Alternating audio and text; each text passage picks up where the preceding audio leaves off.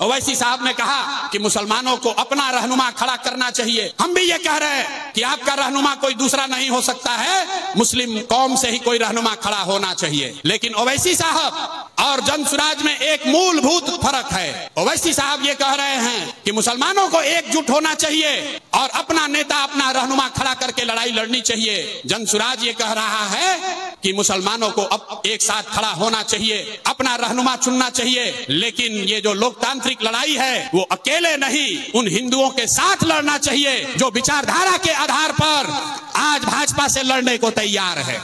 क्या हुआ? मुसलमान जेडीयू के साथ मिलकर लड़े, मुसलमान आरजेडी के साथ मिलकर लड़े, मुसलमानों ने मुलायम सिंह को नेता बनाया, मुसलमानों ने ममता बनर्जी को नेता बनाया, मुसलमानों ने चंद्रबाबू नायडू को नेता बनाया। इन सब को मुसलमानों ने अपना कीमती वोट दे करके मजबूत किया, इस उम्मीद के साथ किया था कि ये हमारे विचारधारा के लोग हैं, ये अपने आप को सेकुलर कहते हैं। लेकिन आज मुसलमानों के लिए लड़ने वाला कोई नहीं, मुसलमानों की बात करने वाला कोई नहीं है। आज कोई उस विचारधारा के पार्टी में शामिल हो जा रहा है जिस विचारधारा के खिलाफ मुसलमान और इस देश के सच्चे नागरिक शुरू से लड़ते आ रहे हैं। आज कोई मुसलमान को उसी वक्त याद करता है जब इलेक्शन का समय होता है। अगर इलेक्शन नहीं हो तो वो सीधे कह देता है कि वो मेरा मामला नहीं है। मुसलमानों के मैटर पे बोलने वाला, मुसलमानों के मसले को हल करने वाला, मुसलमानों की हर एक मैटर पे अपनी बेबाकी से बात रखने वाला कौन? असदुद्दीन अवैसी या उसके पार्टी के लोग हैं। राहुल गांधी विपक्ष का सबसे बड़ा नेता माने जाते हैं। मुसलमानों के हक में कब बोले हैं?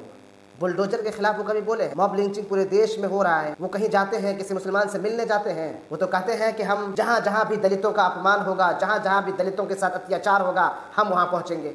और वो पहुँचते हैं। लेकिन अगर मुसलमानों के ऊपर कहीं अत्याचार होता है, उनके घरों पे बुलडोजर चलाया जाता है, मुसलमानों को सलाखों के पीछे डाला जाता है, तो राहुल गांधी कहाँ नजर आते हैं? कहीं नहीं। अखिलेश भैया उधर अलग, पूरे यूपी में मुसलमानों के सियासी और मजहबी लीडरों को जेल के अंदर डाल दिया गया, यूपी में मुसलमानों के घरों में बुलडोजर चलाया गया। क्या अखिलेश भैया वहाँ पे कुछ बोलने आए? आपने देखा पिछले दिनों जो बरेली में इतना बड़ा बवाल हुआ, इस मामले में अखिलेश यादव को कुछ बोलते हुए आपने सुना? यही हाल है देश के तमाम वो पार्टियां जो आज अपने आप को सेकुलर कहती है। जहाँ मुसलमानों का मैटर होता है वहाँ चुपचाप तमाशा देखते हैं। क्या अब ये उम्मीद न किया जाए कि जनस्वराज को आज मुसलमानों की ज़रूरत है?